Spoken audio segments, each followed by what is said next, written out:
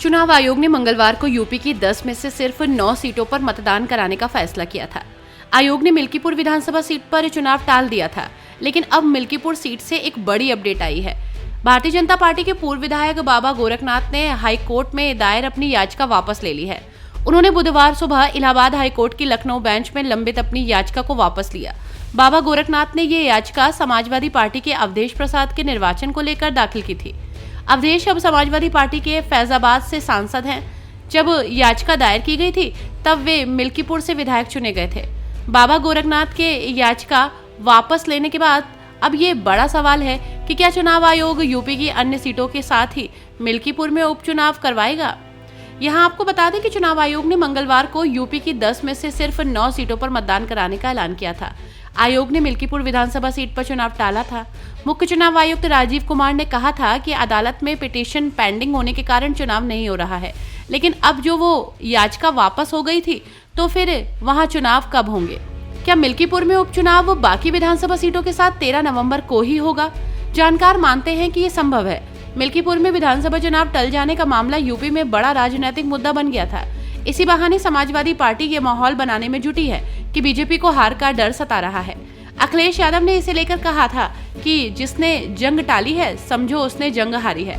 Samajwadi party ने आरोप लगाया था कि चुनाव आयोग और बीजेपी की मिलीभगत से ये सब हुआ। पार्टी के प्रवक्ता उदयवीर सिंह ने कहा कि सीसामऊ से विधायक रहे इरफान सोलंकी की याचिका के कारण वहां तो चुनाव नहीं टाला, फिर मिल्कीपुर पर इतनी मेहरबानी क्यों।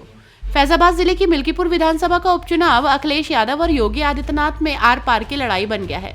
दोनों नेताओं ने ये चुनाव जीतने के लिए पूरी ताकत झोंक दी, क्योंकि मामला अयोध्या से जुड़ा है। पर पिछले लोकसभा चुनाव में समाजवादी पार्टी ने हिंदुत्व की प्रयोगशाला मानी जा रही फैजाबाद सीट जीत ली।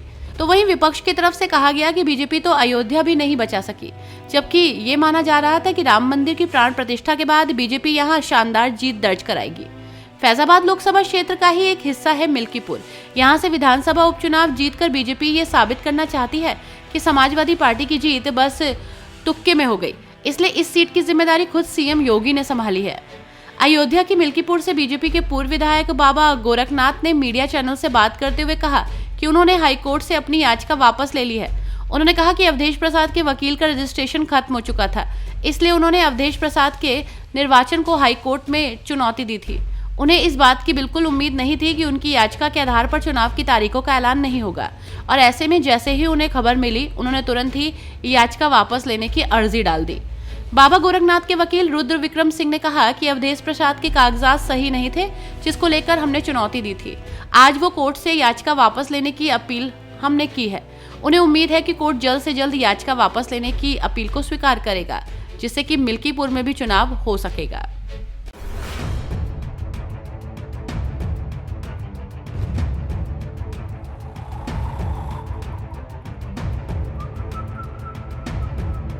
हर बड़ी खबर का असली एड्रेस है खबरनामा, इसलिए हर न्यूज अपडेट के लिए सब्सक्राइब करें और फॉलो करें खबरनामा। और इस वीडियो के लाइक बटन को प्रेस कर इस वीडियो पर कमेंट के जरिए अपनी राय देना ना भूलें।